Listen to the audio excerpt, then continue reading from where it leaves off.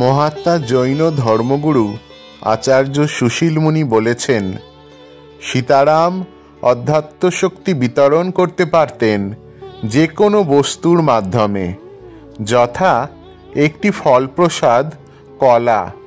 এই কলাটির মাধ্যমে তিনি যে অধ্যাত্ম প্রসাদ পেলেন তা অনুভব বেদ্য, প্রকাশযোগ্য নয়।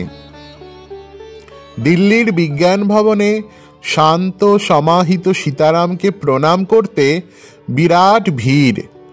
সেদিন সীতারামের ৯০তম জন্মতিথি উদযাপিত হচ্ছিল। সুশীল মুনি সীতারামকে প্রণাম করলেন এবং অনুভব করে লিখলেন, যতই বাবাকে দেখতে লাগলাম অনুভব করতে লাগলাম যে বাবা বর্তমান যুগের অধ্যাত্ম দিশারীদের মধ্যে অন্যতম শ্রেষ্ঠ মহাত্মা। তাঁরা সত্যিই ভাগ্যবান যারা তাঁর সংস্পর্শে এসেছিলেন এবং শ্রীমুখের বাণী শুনেছিলেন। বাবা ছিলেন এক বিস্ময়কর আবির্ভাব। যে পাত্রই তার কাছে উপস্থিত হতো তাই পূর্ণ হয়ে ফিরত। পীর বিলায়েত এনায়েত খাঁ বিশ্ববিখ্যাত সুফি ধর্মনেতা, যার প্রধান কার্যালয় ফ্রান্সে। একগাল দাড়ি, পেটাই চেহারা। ১৯৮১ খ্রিস্টাব্দে যখন তিনি সীতারামকে দর্শন করেন তখন সীতারামের শরীর খুবই ক্ষীণ হয়ে গিয়েছিল, যাকে প্রায় অশরীরী বলেই আখ্যা দেয়া যায়। তিনি বলেন, সীতারামকে মনে হচ্ছিল স্বচ্ছ এবং অন্য জগৎবাসী। তবুও তিনি আদান প্রদান করছিলেন এই জগৎ থেকে দূরে অস্পর্শরূপে অবস্থান করেও। আমি এই অপূর্ব সুন্দর স্মৃতি ভুলব না। যার দেহটি পড়েছিল সামান্য এক শয্যায়, অথচ এক রাজকীয় শক্তি তার মধ্য থেকে বেরিয়ে আসছিল।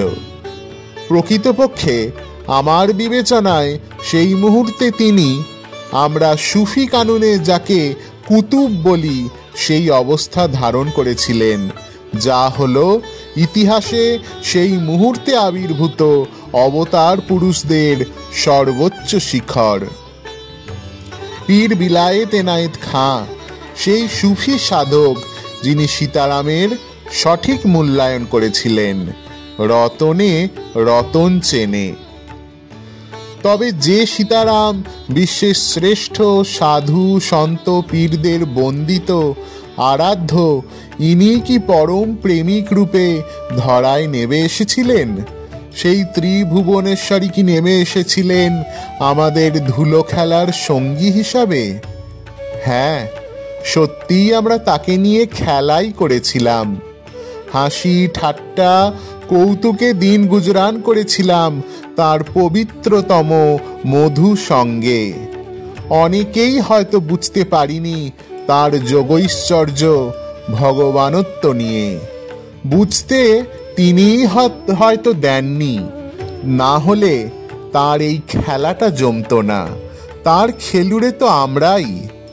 মহা অবিদ্যায় মোরা, আমাদের মোহ ঘুম ভাঙাতে, ঘুম থেকে জাগাতে তিনি এসেছিলেন আমাদের ভুল ভুলাইয়া থেকে উদ্ধার করতে। মানুষের মধ্যে থেকে, মানুষের মধ্যে শুভ ভাবকে, ধর্ম ভাবকে উদ্দীপিত করতে তিনি আমাদের মধ্যে থেকে মাটি কাদা মাখলেন, ঘাঁটলেন আমাদেরই মতো। কিন্তু তার অবিরত শাস্ত্র অনুশীলন, নিয়মানুবর্তিতা ও নিয়ম ভেঙে নিয়মাতীত হওয়া, কঠোরভাবে সাধনা করে নিজের জীবন দিয়ে জীবকে শিক্ষা দান করা সত্যি এক অতি বিরল ঘটনা। বিশ্বপ্রেমী তিনি, সত্যি তার অনন্ত বৈভব, তার মহাজীবনী তার সাক্ষ্য। ভক্তকে বিপদ থেকে উদ্ধার লীলা তার ব্রত। এ যেন তার শত শ্বাস প্রশ্বাসের মতোই যোগ বিভূতি। যেমন কিঙ্কর মুকুন্দ দাসের হাত ধরে গ্রাম থেকে বেলুন স্টেশনে আসা ৪ মাইল পথ ৪ মিনিটও নয়। হাওয়ায় ভেসে বা সূক্ষ্ম শরীরে ভেসে আসা।